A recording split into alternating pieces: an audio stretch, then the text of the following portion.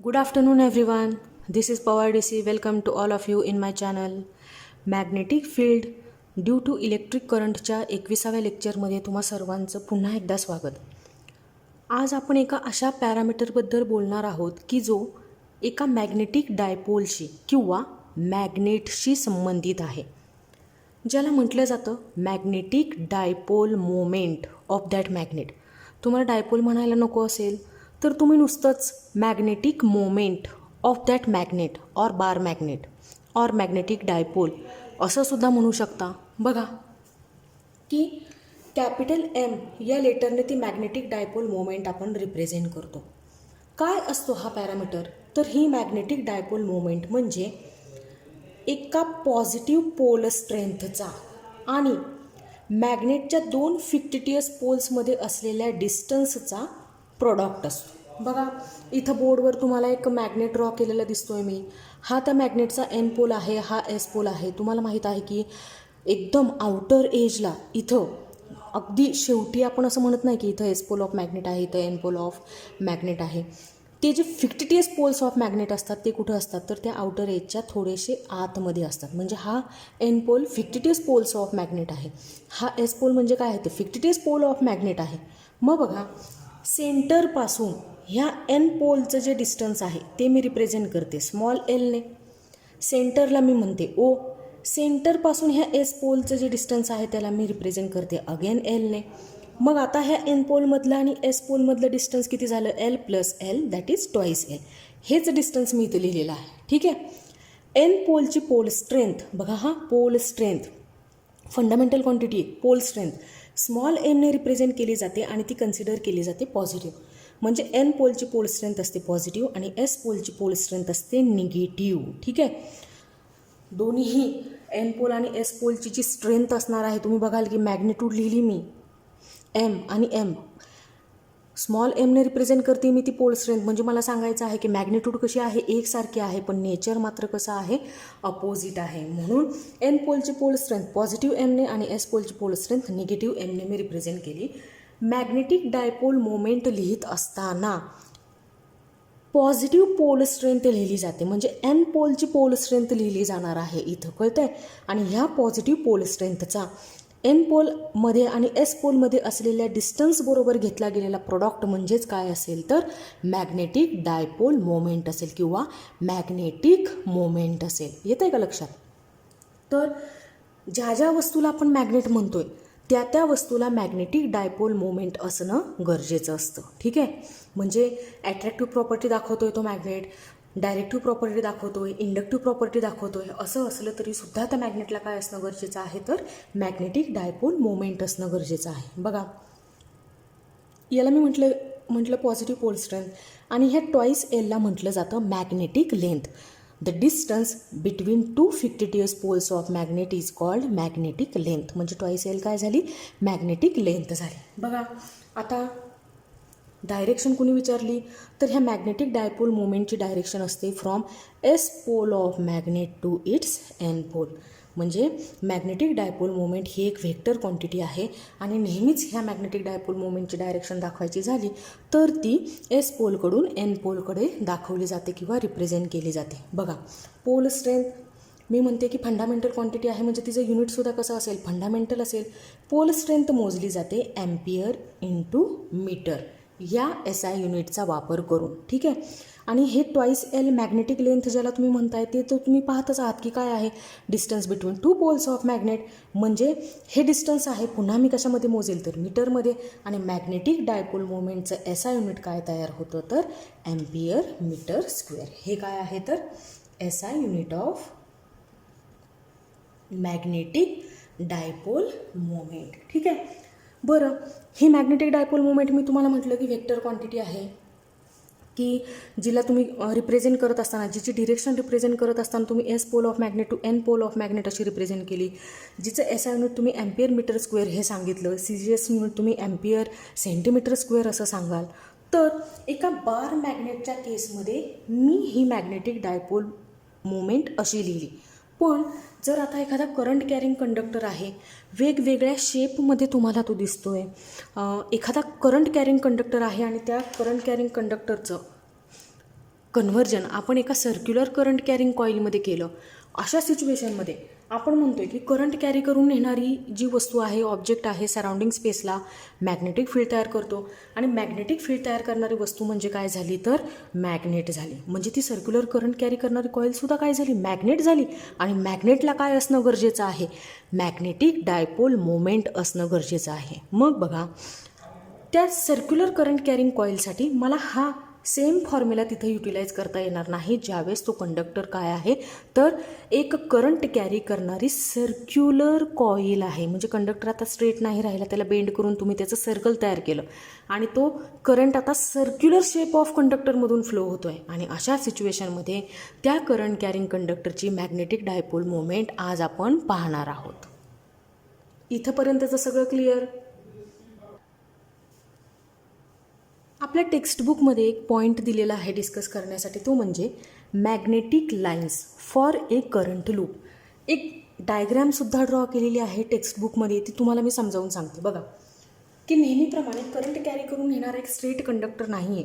आत्ता आपल्याकडे काय आहे तर एक सर्क्युलर शेपमध्ये असलेला कंडक्टर आहे, की ज्याला सर्क्युलर शेप्ड कंडक्टर असं न म्हणता सर्क्युलर कॉईल असं म्हटलं ना तरीसुद्धा चालतं. Circular current carrying coil. मी नाही का मागच्या लेक्चरमध्ये सी 4 टाइम्स लिहिलं होतं, सर्क्युलर करंट कॅरिंग कॉईल. मग ही ती सर्क्युलर करंट कॅरिंग कॉईल आहे. तुम्ही असं एका बाजूने बघाल ना साईड व्ह्यू, तर तुम्हाला हा असा दिसतो की जो इथं ड्रॉ केलेला आहे. नाही तर बऱ्याचशा विद्यार्थ्यांना प्रश्न पडतो की सर्क्युलर म्हणत असतात आणि असा इलिप्टिकल शेप का ड्रॉ केलेला असतो, तर तो त्या कॉईलचा साईड व्ह्यू आहे. ही कॉईल मी इथं ठेवली, आता तुम्ही वरून पाहताय कॅमेऱ्यामधून, तर तुम्हालासुद्धा आणि मलासुद्धा ती कशी दिसते तर सर्क्युलर इन शेप दिसते.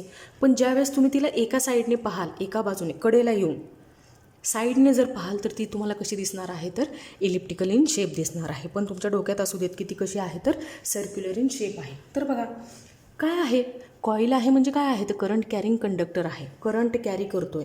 इथं तुम्हाला कसा दिसतोय तो करंट, बघा राईट हँड साईडकडे चालला आहे, माझ्या राईट हँड साईडकडे म्हणजे तुमच्या पण राईट हँड साईडकडे, आणि तो पुन्हा कुठं जातो आहे तर लेफ्ट हँड साईडकडे. म्हणजे असा हा करंट फ्लो होतो आहे. जर या फ्लो होणाऱ्या करंटला मी ही कॉईल अशी उभी करून पाहिले तर माझ्या लक्षात येईल की हा जो करंट आहे तो कसा होतो आहे, अँटी क्लॉकवाईज सेन्सने फ्लो होतो आहे. बघा असा घड्याळांच्या काट्याच्या विरोधात करंट फ्लो होतो ह्या कॉईलमध्ये, की जिला आपण अशी प्लेस केलेली आहे. ठीक आहे. आता बघा की कॉईल करंट कॅरी करते म्हणजे तिच्या सराउंडिंग स्पेसला आजूबाजूला सगळीकडे तिने काय केलं तर मॅग्नेटिक फील्ड तयार केलं. मॅग्नेटिक फील्ड म्हणजे काय आहेत तर मॅग्नेटिक लाईन्स ऑफ फोर्स आहेत. म्हणजे कॉईलच्या आजूबाजूला मॅग्नेटिक फील्ड आहे असं तुम्ही म्हणताय, त्यावेळेस याचा अर्थ असा आहे की त्या कॉईलच्या आजूबाजूला सगळीकडं magnetic lines of force spread झालेले आहेत. आपल्याला फक्त जाणून घ्यायची आहे की त्यांची डिरेक्शन काय आहे. ठीक आहे.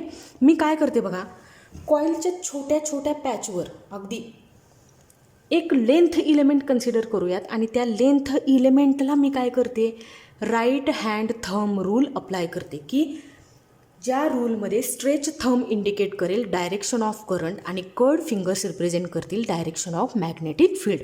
तुम्हाला मॅग्नेटिक फील्ड कसं तयार होतं आहे म्हणजेच मॅग्नेटिक लाईन्स ऑफ फोर्सची डिरेक्शन काय आहे ते जाणून घ्यायचं आहे आपल्याला. टेक्स्टबुकमध्ये ती जी डायग्राम आहे ना ती समजून घ्यायची आहे, म्हणून मी तुम्हाला हे सगळं सांगते आहे. ठीक आहे. मग बघा, इथं एक लेंथ इलेमेंट कन्सिडर करू शकतो, इथं कन्सिडर करू शकतो, इथं कन्सिडर करू शकतो, इथं इथं इथं सगळीकडे आपण कन्सिडर करू शकतो.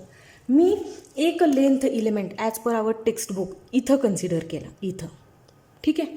बघा ही सर्क्युलर करंट कॅरिंग कॉईल, म्हणजे तुम्हाला इमॅजिन करायला एकदमच सोपं जाईल. मग इथून करंट फ्लो होतो आहे ना, असा करंट फ्लो होतो. बघा करंटची डिरेक्शन ही आहे. मग मी हा एक इलेमेंट कन्सिडर केला, इथला एक इलेमेंट मी कन्सिडर करते आहे आणि इथं अप्लाय करते राईट हँड थंब रूल. बघा करंट आतमधल्या बाजूने जाईल ना, इथून असा येतो आहे तो, म्हणजे इथं जो लेंथ इलेमेंट कन्सिडर केला आहे तो करंट आतमधल्या बाजूला घेऊन चालला आहे. मग मी थंब स्ट्रेच करते, कसा आतमधल्या बाजूला. बघा थंबने काय रिप्रेझेंट केलं, direction of current in a circular coil. आणि उरलेले जे फिंगर्स आहेत त्यांनी काय रिप्रेझेंट केलं तर डायरेक्शन ऑफ मॅग्नेटिक फील्ड. म्हणजे हे मॅग्नेटिक फील्ड कॉईलच्या आतमधल्या बाजूने येतं आहे आणि कुठं येतं आहे तर बाहेरच्या बाजूला येते. बघा दिसतंय का तुम्हाला, हो की नाही. आणि आपल्याला हे सुद्धा माहिती आहे की मॅग्नेटिक लाईन्स ऑफ फोर्स ह्या क्लोज्ड लूप फॉर्म करतात. असं नाही एका ठिकाणाहून ओरिजिनेट झाल्या आणि कुठेतरी भटकत गेल्या असं होत नाही, तर त्या जिथून स्टार्ट झालेल्या आहेत तिथंच पुन्हा येऊन एक क्लोज्ड लूप कंप्लीट करतात. म्हणजे त्या नेहमीच कशा असतात तर क्लोज्ड लूपच्या फॉर्ममध्ये असतात. मग बघा, या लेंथ इलिमेंटला ज्यावेळेस मी right hand thumb rule apply करते त्यावेळेस माझ्या अगदी सहज लक्षात येते की आतमधल्या बाजूने ते मॅग्नेटिक लाईन्स ऑफ फोर्स वरच्या बाजूला निघणार आहे. बघा, वरच्या बाजूला जाते आणि बाहेरच्या बाजूने ते खाली येते. हे बघा, पहिली रिंग बघा, कॉईलच्या आतमधल्या बाजूला ते वर गेलं आणि कॉईलच्या बाहेरून ते आतमध्ये आलं आणि काय तयार झालं तर एक क्लोज्ड लूप तयार झालं. दुसऱ्या रिंगमध्ये बघा, त्या मॅग्नेटिक लाईन्स ऑफ फोर्स आतमधल्या बाजूने, कॉईलच्या आतमधल्या बाजूने तुम्हाला वर जाताना दिसतात आणि बाहेरच्या बाजूने खाली उतरताना दिसतात. जितक्या तुम्ही magnetic lines of force draw कराल, प्रत्येक एका मॅग्नेटिक लाईन्स ऑफ फोर्समध्ये तसंच होणार आहे. ती मॅग्नेटिक लाईन्स ऑफ फोर्स कॉईलच्या आतमधल्या बाजूने वर जाईल आणि बाहेरच्या बाजूने ती मॅग्नेटिक लाईन्स ऑफ फोर्स काय येणार आहे, खालच्या दिशेने येणार आहे. ठीक आहे. आणि हे मी कसं फाइंड आउट केलं तर राईट हँड थंब रूलने. आता पलीकडच्या बाजूला बघा, हीच ती रिंग आहे. असा करंट फ्लो होत होता. या कॉईलमधला जो करंट आहे तो कोण रिप्रेझेंट करतो, थंब रिप्रेझेंट करतो आहे. मी या थंबला असंच घेऊन जाते पलीकडे. बघा, इथं आणला. ठीक आहे, दिसतंय तुम्हाला. थंब स्ट्रेच केला मी या दिशेने का आता हा करंट आता असा येईल ना, इकडच्या बाजूला येतो. बघा, हा करंट अंगठ्याने दाखवला, करंट पुढच्या बाजूला येतो. आणि कर्ड फिंगर्स कशात बघा, कॉईलच्या आतमधल्या बाजूने गेले आणि कुठे येतील तर बाहेरच्या बाजूला येतील. ठीक आहे, बघा असं. मग पुन्हा मला तसंच दिसतंय, कॉईलच्या आतमधल्या बाजूने मॅग्नेटिक लाईन्स ऑफ फोर्स वरच्या दिशेने जातात, वर ट्रॅव्हल होतात ते, आणि बाहेरच्या बाजूने ते खालच्या बाजूने ट्रॅव्हल होतात ते. ठीक आहे. म्हणजे अजून एक लाईन्स ऑफ फोर्स मी ड्रॉ केली तरी ती अशीच असणार आहे की कॉईलच्या आतमधल्या बाजूने मॅग्नेटिक लाईन्स ऑफ फोर्स वर जाते आणि बाहेरच्या बाजूने मात्र काय येते तर ती खाली येते. ठीक आहे, कळली तुम्हाला तुमच्या टेक्स्टबुकमधली ही जी डायग्रॅम आहे ती. आता त्याच्यावरून लक्षात ठेवणं किती सोपं आहे बघा. जेवढ्या केवढ्या मॅग्नेटिक लाईन्स ऑफ फोर्स मी ड्रॉ करील ह्या सगळ्याच्या सगळ्या कशा असणार आहेत तर वरच्या दिशेने जाणाऱ्या असणार आहेत. हे बघा,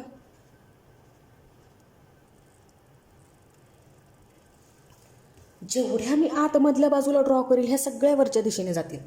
आणि तुम्हाला माहिती आहे, हा जर मॅग्नेटिक डायपोल असेल, हा त्याचा एन पोल आहे आणि हा त्याचा एस पोल आहे, तर मॅग्नेटच्या बाहेरच्या बाजूने मॅग्नेटिक लाईन्स ऑफ फोर्स कशा ट्रॅव्हल होतात, from N pole of magnet to S pole of magnet. बघा, ह्या अशा एन पोलकडून निघतील आणि कुठे येतील तर एस पोलकडे येतील. बरोबर आहे. मग इथं सुद्धा एक करंट कॅरिंग कॉईल ज्यावेळेस मॅग्नेटसारखं काम करते त्यावेळेस तिचं कन्व्हर्जन कशामध्ये होतं आहे, मॅग्नेटमध्ये होतं आहे. का तर करंट कॅरी करून नेणारी ती कॉईल स्वतःला मॅग्नेट म्हणून इस्टॅब्लिश करते. मॅग्नेटिक डायपोल झाल्याशिवाय, तिचं कन्व्हर्जन मॅग्नेटमध्ये झाल्याशिवाय तर ती आजूबाजूला मॅग्नेटिक फील्ड तयार नाही करू शकणार आहे. म्हणजे करंट कॅरी करून नेणारी कॉईल जर मॅग्नेटसारखं काम करत असेल तर तिच्या आजूबाजूला मॅग्नेटिक फील्ड तयार होणार. मॅग्नेटिक फील्ड म्हणजे मॅग्नेटिक लाईन्स ऑफ फोर्स तिच्या आजूबाजूला एक्झिस्ट करणार. त्या मॅग्नेटिक लाईन्स ऑफ फोर्सला डायरेक्शन असणार. आपल्याला फक्त बघायचं आहे की ही जी डायरेक्शन आहे त्या डायरेक्शनमुळं त्या कॉईलचा एन पोल कुठं तयार होतो आणि एस पोल कुठं तयार होतो. ठीक आहे. मग बघा, एन पोलकडून ह्या मॅग्नेटिक लाईन्स ऑफ फोर्स निघाल्या आणि कुठं आल्या तर एस पोलकडे आल्या. मीही तसंच म्हणू शकते ना ह्या कॉईलच्या बाबतीत की इथं ह्या कॉईलची वरची बाजू काय असली पाहिजे तर एन पोल असली पाहिजे आणि तिथून ह्या मॅग्नेटिक लाईन्स ऑफ फोर्स निघतात आणि खालच्या बाजूला येतात की जिथं लूप कंप्लीट होतं तिथं काय असला पाहिजे तर एस पोल असला पाहिजे. येतं का लक्षात? म्हणजे कॉईलची ही जी वरची बाजू आहे, वरची साईड जी आहे ती एन पोल म्हणून काम करेल आणि खालची बाजू आहे ती काय म्हणून काम करेल, एस पोल म्हणून काम करेल. इथं बघा, तुम्हाला एन पोलमध्ये आणि एस पोलमध्ये मी म्हटलं की दोन फिक्टिटिव्हस पोल्समध्ये जे अंतर आहे त्याला आपण मॅग्नेटिक लेंथ असं म्हणतोय. ते अंतर तुम्हाला इथं दिसतंय. ह्या कॉईलच्या बाबतीत तसं होणार नाही.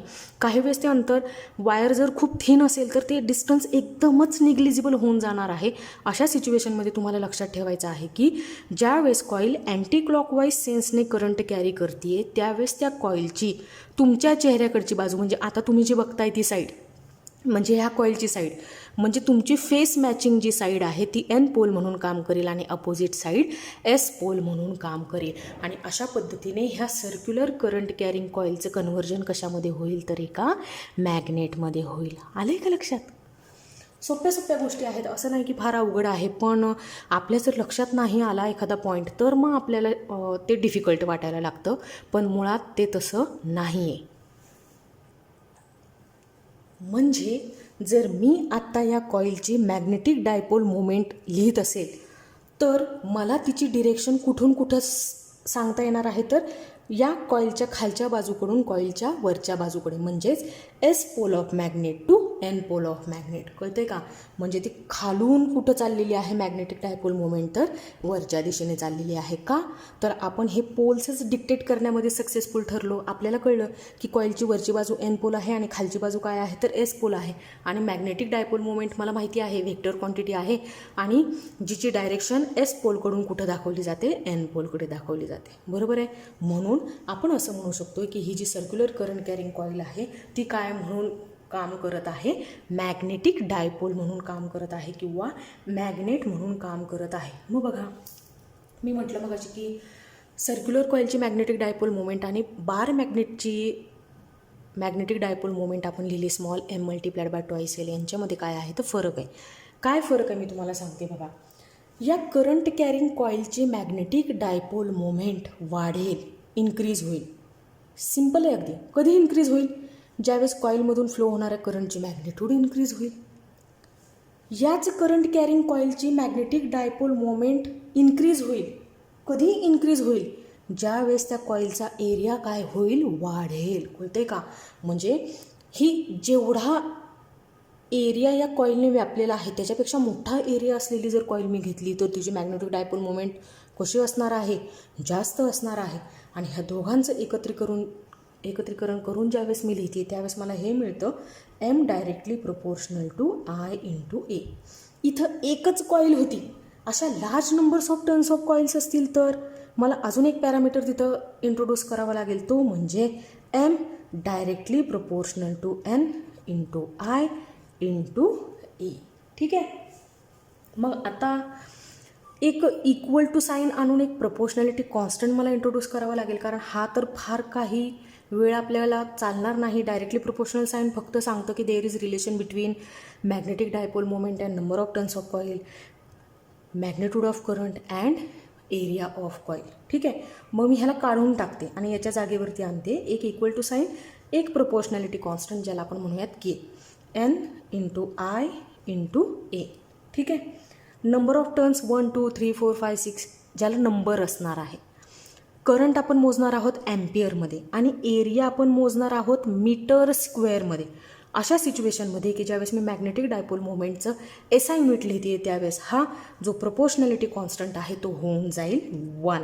ठीक आहे. आणि मॅग्नेटिक डायपोल मोमेंटसाठीचा फॉर्म्युला तयार होईल एम इंटू आय इंटू ए. आपल्या या केससाठी की ज्यावेळेस करंट कॅरी करणारी कॉईल एकच आहे त्यावेळेस एनची व्हॅल्यू किती होऊन जाणार आहे, 1 होऊन जाणार आहे. आणि magnetic dipole moment of this current carrying circular coil काय होईल, M is equal to I into A. हा फॉर्म्युला लक्षात कसा ठेवायचा बघा. आपण एक शब्द लक्षात ठेवूयात, निया, NIA, निया, magnetic dipole moment of circular current carrying coil. काहीतरी लक्षात ठेवायचं. एन इंटू आय इंटू ए आठवावा वेळेत म्हणून आपण हा शब्द लक्षात ठेवतोय, निया. ठीक आहे. जसं आपण टॉर्कसाठी लक्षात ठेवलं होतं B into I into A, that is B I A. काहीही गंमत म्हणून. व्हेक्टर फॉर्ममध्ये लिहायचं ठरवलं तर magnetic dipole moment bar N आणि I, N number of turns of coil scalar quantity, current तुम्हाला माहीत आहे स्केलर क्वांटिटी, म्हणजे उरलं कोण तर एरिया. आपल्याला माहीत आहे की एरिया हा जो एरिया व्हेक्टर आहे तो त्या सरफेसला कसा असतो, परपॅन्डिक्युलर असतो आणि नेहमीच आउटवर्ड डिरेक्शनने असतो. म्हणजे तुम्हाला हे माहीत आहे की आपण एखाद्या कॉईलचा एरिया व्हेक्टर पॅरामीटर म्हणून कन्सिडर करू शकतो. म्हणजे ज्यावेळेस मी magnetic dipole moment in the form of vector लिहिल त्यावेळेस मी अशी लिहिल M bar equal to N into I into A bar. ठीक आहे. तर या आधीच्या लेक्चरमध्ये तुम्हाला आठवते का की एक करंट कॅरी करणारी सर्क्युलर कॉईल होती, करंट कॅरी करत होती आणि हा होता तिचा ॲक्सिस. ॲक्सिसला आर पार ओढलेली एक रेष म्हणजे त्या कॉईलचा ॲक्सिस की जी सेंटरमधून जाते.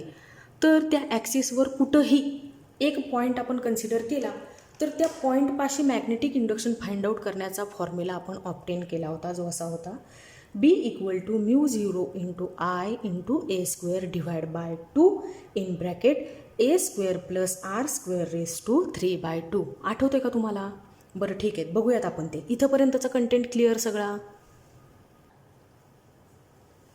तर ॲक्सियल पॉईंटला मॅग्नेटिक फील्ड फाइंड आउट करण्यासाठीचा फॉर्म्युला आपण असा लिहित होतो, B equals to μ0 into I A square, A म्हणजे त्या सर्कलची रेडियस होती, divide by 2 in bracket A square plus R square. ज्या पॉईंटला मॅग्नेटिक इंडक्शन फाइंड आउट करायचं आहे त्या पॉईंटचं त्या सर्क्युलर कॉईलच्या सेंटरपासूनचं डिस्टन्स आपण आर कन्सिडर करत होतो, आठवतं आहे ना. 2 in bracket A square plus X square raise to 3/2. आता आपल्याला काय करायचं आहे तर हे मॅग्नेटिक इंडक्शन जे आहे ते in terms of magnetic dipole moment लिहायचं आहे. म्हणजे मला करायचं आहे काय तर मी असा प्रयत्न करते की मॅग्नेटिक इंडक्शनच्या फॉर्म्युल्यामध्ये मला कोण इंट्रोड्यूस करता यावं, मॅग्नेटिक डायपोल मोमेंट इंट्रोड्यूस करता यावी, आणि म्हणून आपण हे काम करायला घेतलेलं आहे. तर मला काय करायचं आहे आता, मॅग्नेटिक इंडक्शन फाइंड आउट करायचं आहे. हा सेम फॉर्म्युला घेऊन आपण मागच्याही एका व्हिडिओमध्ये केलं, आत्ताही आपण लगेच करूयात की सेंटरला काय करायचं, मॅग्नेटिक इंडक्शन फाइंड आउट करायचं. बघा एक कॉईल आहे, हा तिचा सेंटर आहे, ह्या सेंटरपासून जो पी पॉईंट आहे ती डिस्टन्स आपण आर कन्सिडर केलं होतं. त्या कॉईलची जी रेडियस आहे ती आपण ए कन्सिडर करत होतो. इथं लेंथ इलेमेंट कन्सिडर केला होता आणि लेंथ इलेमेंटपासून त्या पॉईंट पीपर्यंतचं डिस्टन्स आपण एस कन्सिडर करत होतो. ठीक आहे. Now we have to find out magnetic induction at point P due to circular current carrying coil. मग ते हे एवढं आलं, B is equal to μ0 I square upon 2 in bracket A square plus R square raise to 3/2. आणि आत्ता काय करायचं आहे, we have to find out magnetic induction at the centre of a circular current carrying coil.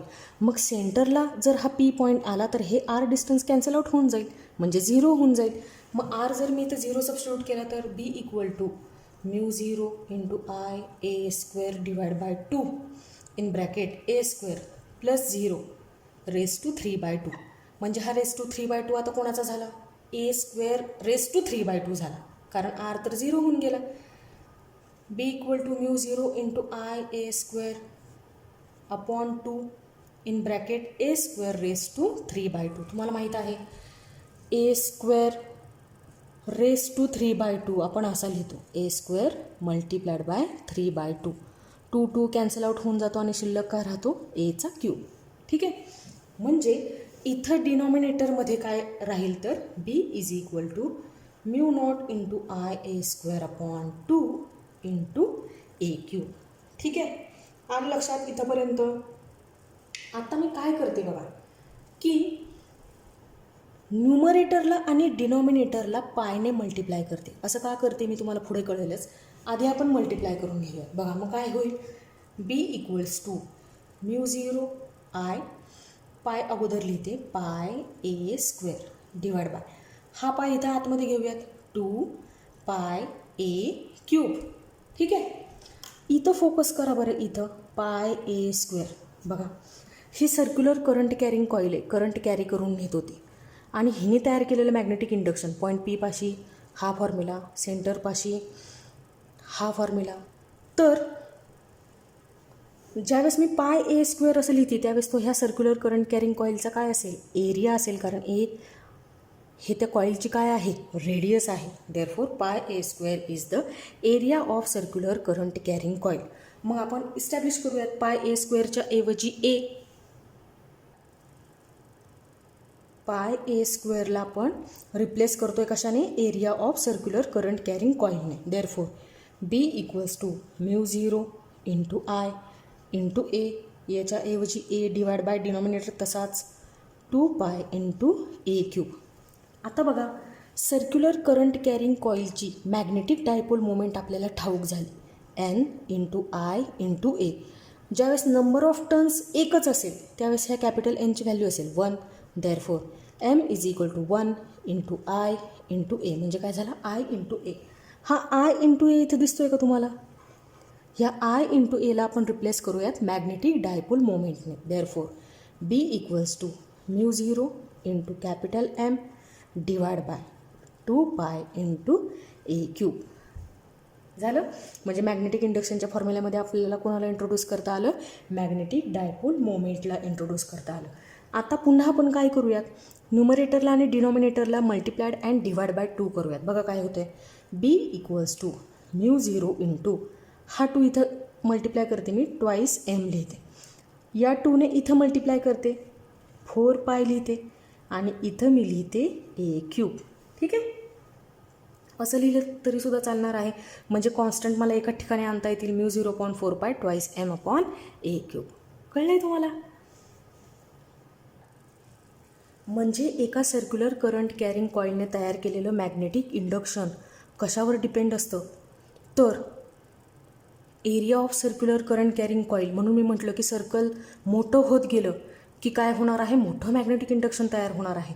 आणि magnetic dipole मोमेंटवरती जितकी जास्त magnetic dipole moment तितकं त्या सर्क्युलर करंट कॅरिंग कॉईलने तयार केलेलं मॅग्नेटिक इंडक्शन जास्त. जर मला कोणी व्हेक्टर फॉर्ममध्ये लिहायला सांगितलं तर मी असं लिहील, B bar is equal to μ0.4 pi constant आहे, एचा क्यूब की जे रेडियस ऑफ सर्कल आहे, डिस्टन्स आहे की जे कसं आहे स्केलर आहे, म्हणजे एकच पॅरामीटर राहिला की जो आहे मॅग्नेटिक डायपोल मोमेंट, एम बार की जो आहे व्हेक्टर. म्हणजे मॅग्नेटिक इंडक्शन कुठं, at the centre of circular current carrying coil मला व्हेक्टर फॉर्ममध्ये लिहायला सांगितलं की ज्यामध्ये मॅग्नेटिक डायपोल मोमेंट इंट्रोड्यूस केलेली आहे. तर तो फॉर्म्युला असा लिहिला जाईल, μ0.4 pi into twice m upon A cube. कळलं? याच्यामध्ये होईल काय, मॅग्नेटिक इंडक्शनची जी डिरेक्शन आहे, मग अशी डायग्राममध्ये तुम्ही पाहिली की कॉईलच्या खालच्या बाजूने ते मॅग्नेटिक फील्ड निघत होतं आणि वरच्या बाजूला जात होतं. मॅग्नेटिक लाईन्स ऑफ फोर्स खालून निघत होत्या, वर जात होत्या आणि पुन्हा कॉईलच्या बाहेरून खालच्या बाजूला येऊन त्या लूप कंप्लीट करत होत्या. म्हणजे मॅग्नेटिक फील्ड कसं होतं तर खालून वर जाणार होतं आणि वरच्या बाजूला तयार झाला एन पोल, कॉईलच्या खालच्या बाजूला तयार झाला S pole. Magnetic dipole movement कुठून कुठं जाणारी होती तर एस पोलकडून एन पोलकडे जाणारी होती. म्हणजे पुन्हा मॅग्नेटिक डायपोल मुवमेंटसुद्धा कसं होतं तर S pole to N pole. Magnetic इंडक्शनसुद्धा कसं होतं, कॉईलच्या खालच्या बाजूने कॉईलच्या वरच्या बाजूने. याचा अर्थ असा, मॅग्नेटिक इंडक्शन आणि मॅग्नेटिक डायपोल मुवमेंट या दोघांचीही डायरेक्शन कशी आहे, सेम आहे. ज्या डायरेक्शनने मॅग्नेटिक फील्ड आहे त्याच डायरेक्शनने कोण आहे, त्या कॉईलची मॅग्नेटिक डायपोल मुवमेंट आहे. इथंपर्यंतचा कंटेंट क्लिअर? जसं आपण सर्व डिस्कशन एका मॅग्नेटिक डायपोलसाठी केलं, तसंच हेच सेम डिस्कशन, हाच सेम फॉर्म्युला आपण मॉडिफाय करू शकतो एका इलेक्ट्रिक डायपोलसाठी. बघा इलेक्ट्रिक डायपोल कसा तयार होतो, काही अंतरावर पॉझिटिव्ह चार्ज आहे आणि निगेटिव्ह चार्ज यांना सेपरेट केलं की काय तयार होतो, इलेक्ट्रिक डायपोल तयार होतो. सेंटरपासून जाणारी ही जी व्हर्टिकल लाईन आहे ती त्या इलेक्ट्रिक डायपोलचा इक्वेटर असते आणि पॉझिटिव्ह चार्ज आणि निगेटिव्ह चार्जमधून जाणारी जी लाईन आहे ती त्या डायपोलचा काय आहे तर ॲक्सिस आहे. म्हणजे पुढच्या बाजूलासुद्धा आणि मागच्या बाजूलासुद्धा हा त्या इलेक्ट्रिक डायपोलचा काय असणार आहे, ॲक्सिस असणार आहे. तर ह्या ॲक्सिसवर मी कुठंही एक पॉईंट घेतला पी आणि त्या पी पॉईंटपाशी ह्या इलेक्ट्रिक डायपोलने तयार केलेली इलेक्ट्रिक फील्ड इंटेन्सिटी जर मला फाइंड आउट करायची असेल की जी या दिशेने जाणारी आहे, तर त्यासाठी आपण हा सेम फॉर्म्युला वापरू शकतो आहे. मॅग्नेटिक इंडक्शनच्या जागेवरती मी लिहिल electric field intensity is equal to, बघा म्यू नॉट आहे इथं, म्यू नॉटमध्ये आणि एप्सिलॉन नॉटमध्ये रिलेशन आहे. म्यू नॉट कसा लिहिला जातो सांगते बघा, mu naught is equal to 1 upon epsilon naught. Mu naught म्हणजे काय आहे, परमिएबिलिटी ऑफ फ्री स्पेस. ज्यावेळेस फ्री स्पेसमध्ये तुमचा इलेक्ट्रिक किंवा मॅग्नेटिक डायपोल प्लेस केला गेला आहे, आणि ही काय आहे तर परमिटिव्हिटी ऑफ फ्री स्पेस. दोन्हीही कॉन्स्टंट आहेत आणि दोन्हीही कॉन्स्टंटला आपल्याला एकत्रित आणता येतं या फॉर्म्युल्याने, mu naught is equal to 1 upon epsilon naught. तर या फॉर्म्युल्यामध्ये मी फक्त काय करील, म्यू नॉटला रिप्लेस करील कशाने, एप्सिलॉन नॉटने. बरोबर आहे. मग इथं जी फर्स्ट टर्म तयार होईल ती काय असेल, म्यू नॉटच्या ऐवजी 1 अपॉन एप्सिलॉन नॉट 4 पाय ॲज इट इज. ठीक आहे. म्हणजे मी हे असं सुद्धा लिहू शकते, 4 पाय एप्सिलॉन नॉट. बघा 4 पाय एप्सिलॉन नॉट. फॉर्म्युला लक्षात ठेवायला सोपं पडतं आपल्याला, म्हणून आपण जे कॉन्स्टंट टर्म आहे ते सिक्वेन्सने अरेंज करायच्या. इथं जी मॅग्नेटिक डायपोल मोमेंट आहे तिला मी काय लिहील, 2 इंटू electric dipole moment. Electric dipole मोमेंटबद्दल आपण मागच्याच लेक्चरमध्ये बोललेलो आहोत. आणि डिवाइड बाय काय असेल तर ए क्यूब असेल. ठीक आहे. म्हणजे या डायपोलच्या सेंटरपासून ह्या पॉईंट पी पर्यंतचं जे डिस्टन्स आहे त्याला आपण कशाने रिप्रेझेंट केलेलं आहे, ए स्मॉल एने रिप्रेझेंट केलेला आहे. आणि त्याचा इथं मला काय घ्यावा लागतो आहे, क्यूब घ्यावा लागतो. ठीक आहे. म्हणजे अशा पद्धतीने आज आपण मॅग्नेटिक डायपोल मोमेंट या अतिशय महत्त्वाच्या पॅरामीटरवर डिस्कशन केलेलं आहे. अपेक्षा करते की ते तुम्हाला समजलं असेल. आजच्या या व्हिडिओत इथंच थांबूयात. पुन्हा भेटूयात आपल्या नवीन व्हिडिओमध्ये लवकरच. तोपर्यंत टेक केअर. बाय.